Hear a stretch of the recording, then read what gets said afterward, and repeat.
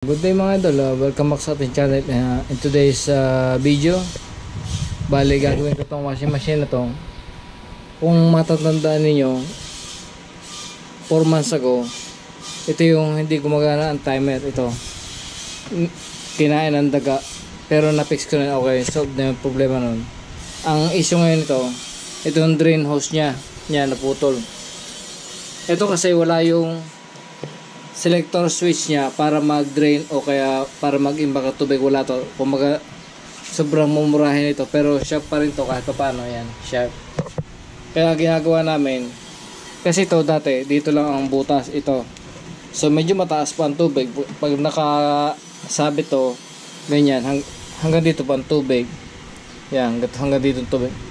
Nung isang araw naglabas siya, naglabas siya, ang dami nilaban naglabas siya, mayroon ng putol dito, so mas mababa, so ang tubig niya hanggang dito na lang,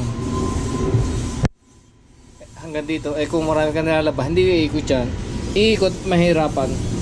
Kaya binilang ko siya ng drain hose niya. Ito, magkano nabili ko rito, para nasa 80 lang. Tapos syempre kailangan natin ng screw, gunting, plies, long nose. So ganun lang, tingnan natin kung paltan ko, para pag sinabi to ganyan dito, tapos doon sa ilalim ang ano niya, konektahan yan kasi ito, di ba, yung ibang washing machine, pag dinrain mo tsaka pala lalabas sa tubig.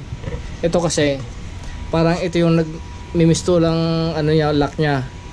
Ito pag inilagay mo sa ilalim na ganyan, tapos ito isinabit mo sa taas, ibig sabihin mag-iimbak ka ng tubig. Oo nga pala mga idol, siguro tataka ko bakit nagtitiis ako rito, kasi sayang kung hindi magagamit. Meron naman kasi kaming automatic na washing machine yan, automatic washing machine, inverter yan, napakatipid sa kuryente. Ang problema lang, ang ma-accessa sa sabon at saka sa tubig, kasi kada cycle nya palit ng tubig at palit ng sabon. Ito kasi kahit mahina lang tubig mo, okay lang. Ito lang ginagawa kong dryer, katulad ng sinabi ko dati, ginagawa kong dryer to. Tatanggalin natin yung screw na to para makakuha natin yung hose. Kaya tanggalin ko. Tanggalin natin itong screw na to para makakuha natin yung hose sa ilalim, sa loob pala, sa ilalim, sa loob. Yan, ginagawa lang. Siyempre kung gagawa kayo nito, make sure na hindi nakasaksak. Hindi naman kailangan ito nakasaksak, kasi hose lang ito ayun so bali ganun yun, ito siya. Hugutin natin to dito, ayun makikita yan, hugutin natin to. Hindi ako mahugot ko, yun, hugot. Ayan, hugot na mga idol. So hilahin lang to sa, ayun, ito nakakonekta sa ilalim. Yan, just hugot na yan. So tanggal ko na.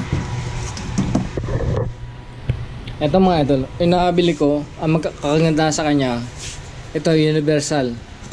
Kung kunyari ang hose, yung drain hose mo doon sa ilalim, kunyari ito malaki to, itong plug na to malaki, hindi kakasya to. Ito kasi kung ito sukat nya, putulin mo lang dito. Tingnan ko lang yung sukat nya. Yung unang level nya malaki masyado. Ganito lang gagawin ko, isusukat ko doon sa luma. Ito gagawin ko, isusukat ko na sa luma. Yan, tingnan ko kung alin yung kasukat nya. Ito ari, pangalawang layer yata yan. Ito tatanggalin ko, puputulin ko na to. Ito hanggang dito puputulin ko, tapos ito lang ilalagay ko.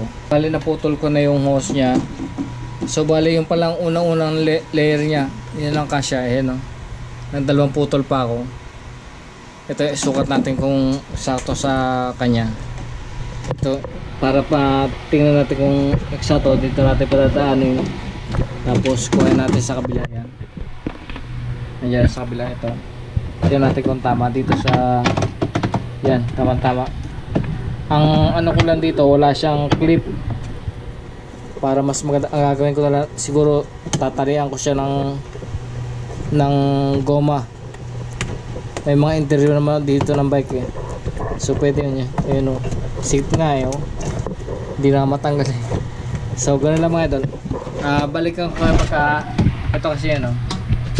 Dito natin i-check. Dito natin ilalagay. Yan. Ang sukat ito, isa to siya, oh. So mamaya ipakita ko sa inyo pagka natalian ko ng goma para hindi mag-leak, kasi kung nag-leak dito sayang ang tubig. Importante pa naman hindi nag-leak to. Ayan na mga idol, nalagyan ko na nung interior ng bike. Ayan, oh. Ay sobra pang konti. Ayan. Pero ayan, mamaya i-leak test natin to kung natagas ba siya o hindi. Ito pwede natin pahabain kung hindi aabot dun sa taas, kasi tingin ko kapos eh. Pahabain ko na lang kasi ito na adjust, flexible, pero pag ganyan nahaba yan.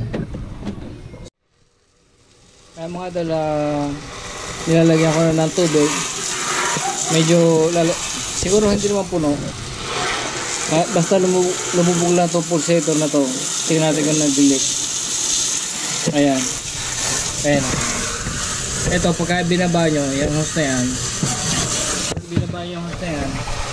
madi-drain siya kasi para ito yung nagkukonekta sa kanya, naglalak sa kanya. Ngayon kung ganyan mag-i-imbak, yung dati kasi dito na putol yung tubig, yung hose. So ang tubig niya halos hanggang dito lang. Ang tubig kasi ng washing machine na to dumidepende sa hose. Kung mataas siya hanggang dito, marami rin laman yan. Medyo marami rin laman yan. Tama na sa tubig. Tingnan ko lang kung may leak. Yan, patayin ko na. Tingnan ko lang kung may leak dito sa ilalim. Tingnan natin, silipin natin. Bali lang dito sa likod ang kanya. Ito. Tingnan ko kung basa. Wala mga idol. Walang basa. So okay, ibig sabihin okay yung ginawa natin mga idol. Kaysa bumili pa ako ng clip. Yung clip mura lang naman, kaso nahinaya ako sa pera. Kaya ang ginagawa ko, DIY lang ito. Ibaba natin. Ito yung sinasabi ko. Ito kasi pagka binaba mong ganyan, lalabas yung tubig. Ayun, oh. Lalabas ng tubig niya. Lalabas na yung tubig niya. Yan. Papatay yung ano ko. Yan. So lahat ng laman niya sa loob mawawala kasi buwaba siya eh. Ayan, oh. Wala ng tubig, oh. Puno na. Dry na. Ayan yung tubig, oh. Ayun, ubos na. So gano'n lang. Napakasimple lang naman magpalit eh, di ba? Kasi ipagawa nyo pa yun o iupa nyo sa mga gumagawa ng washing machine. Pinakamura niya singla kasi siguro 150 o 200. Sayang din, di ba? Pambili na sabon. So ganoon lang mga idol. Nga pala, salamat sa mga nanonood, sumusuporta sa channel ko. Ngayon kasi hindi ako masyado sa cycling kasi ito yung bike ko, nakakabit pa, sira pa rin siya. Ayun. Wala yung kabilang tidor, putol pa rin. So hindi pa tayo makapag-bike.